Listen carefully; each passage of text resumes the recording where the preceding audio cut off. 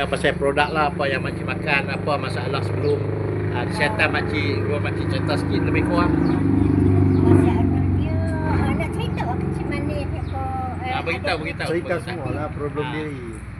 Ada penyakit apa sebelum ni? Habis sekolah ni ada apa ni penyakit kecil manis. Aku nak cuba lah produk ni.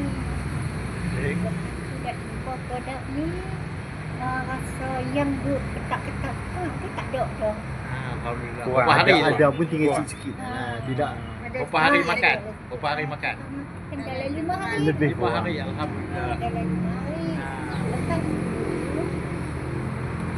tidak ni kan nak jatuh, Nak terbalik. Tak seimbang lah. Tak seimbang. Tak larat. Lebihnya tak larat tu. Tapi lo bolehlah pegang sikit-sikit. Tak gaduh lah sampai nak teruk kan. Tapi itulah tingkat 1 boleh naik noh.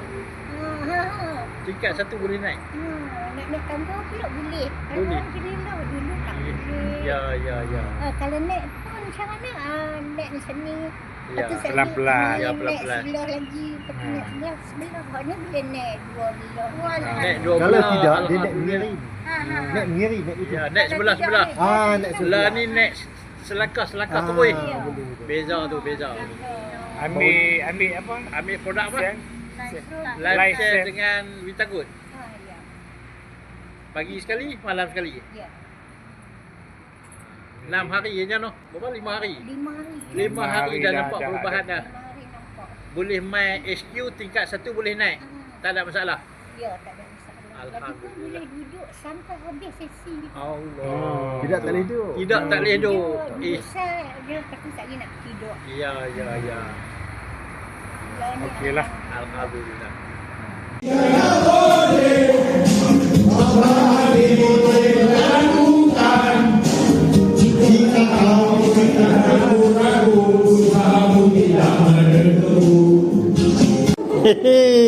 Makcik sihat dah.